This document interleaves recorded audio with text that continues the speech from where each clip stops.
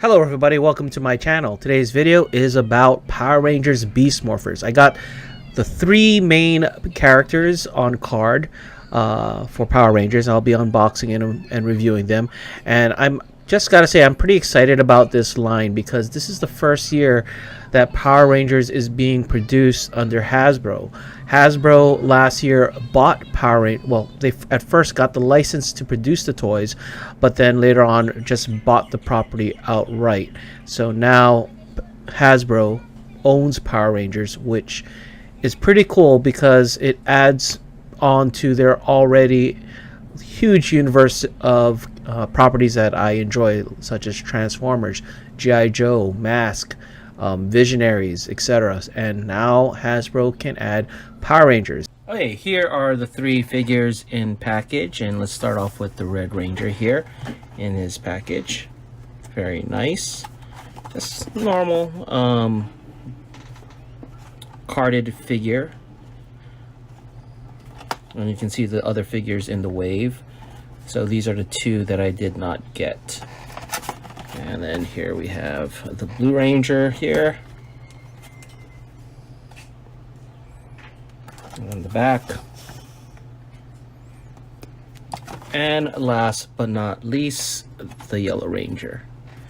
Now, Beast Morphers is actually based on a Super Sentai series that came out several years ago called Go Busters.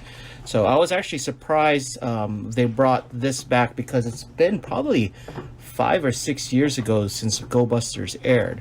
But one thing that was unique about Go Busters was the costumes were of a different material, not the normal spandex that you see with Power Rangers. They look a little bit more leathery.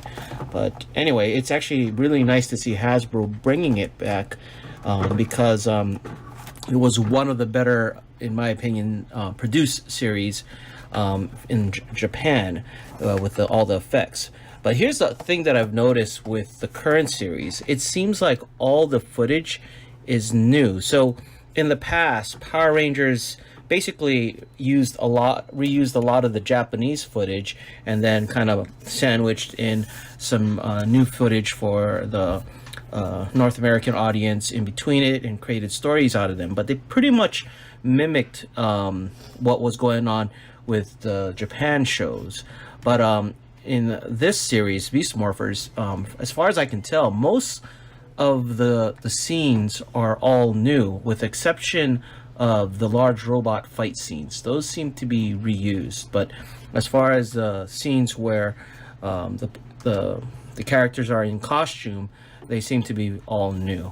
Okay, let's get these guys out of the box. Out of the package, I mean. Okay, here they are out of the package. One thing I did forget to mention, that each of them comes with this morph key, which if you bought the morpher, you can I guess interact with it, plug it in, and it makes all kinds of sounds. But let's put that aside for now.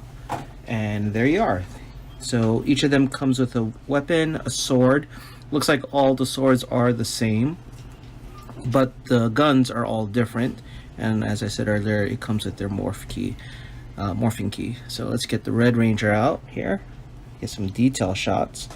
Now it's really nice. The paint apps are nice and clean.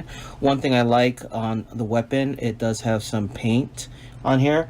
The Bandai versions from when Bandai did Power Rangers, a lot of the weapons weren't even painted. Like here's an example from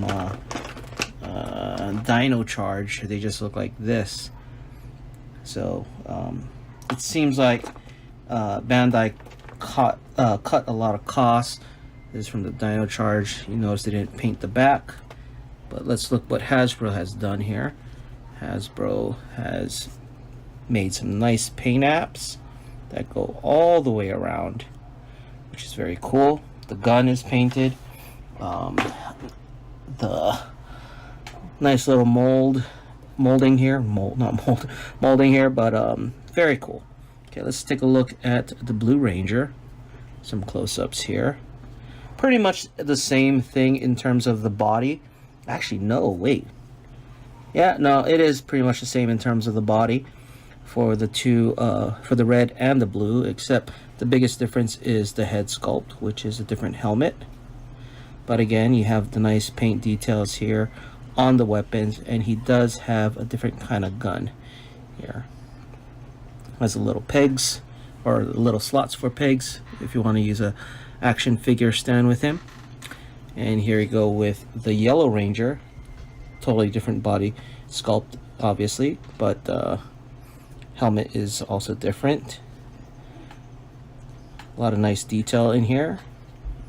Now the design with the Power Rangers for Hasbro's Power Rangers, especially with the female figures, as you can see, the skirt has this slit so that she can still have full posability. And then I'll get to articulation in a bit. And here she has that camera gun. Okay. Now just to compare, this is, I believe this is the last series of Power Rangers, and you can see I believe the scale on them is 5 inches, so this will not scale well with them, which is fine. It's a new beginning. What I hope though is that Hasbro keeps consistent with this scale, so for all the series there'll be the new 6-inch scale. Now it'd be kind of cool if they re-released or redid the older figures, and that way you can have like Power Ranger figures that are all uniform in scale, so that you're not having the old Bandai stuff which looks kind of silly with the new Hasbro stuff. So yeah, actually Bandai also did that skirt thing. Totally forgot about that. See, I was wrong. Okay, let's get to articulation. So I'm going to use the Red Ranger, and it's probably going to be the same for the blue exactly, but I'll do something separate for the Yellow Ranger. So the Red Ranger, let's do the head. It goes 360. It does have a little tilt here. The arm can rotate 360 degrees. There is no waist articulation. He has shoulder articulation here. The elbow can bend about this far, and it does rotate, and it can rotate all the way around. There is no articulation on the wrists. So the legs can split. You can go up this much, go back this much, and you can bend at the knee.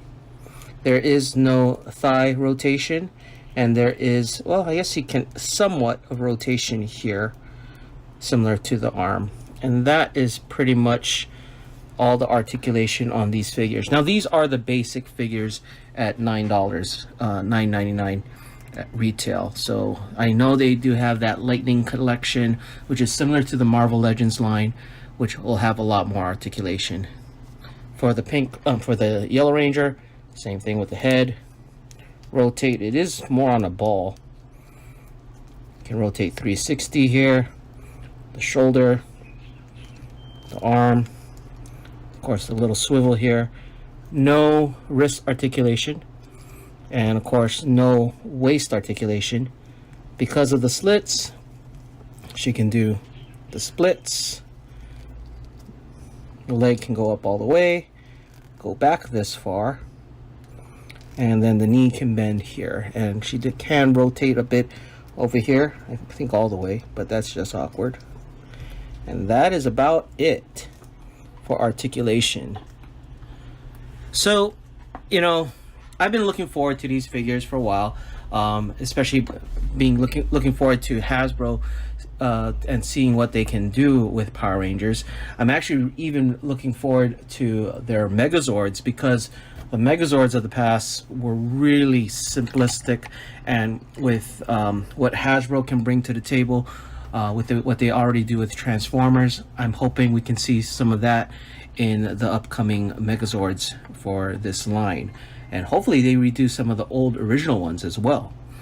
Anyway, that's pretty much it for this video. Let me know what you guys think in the comments below, and thanks for watching.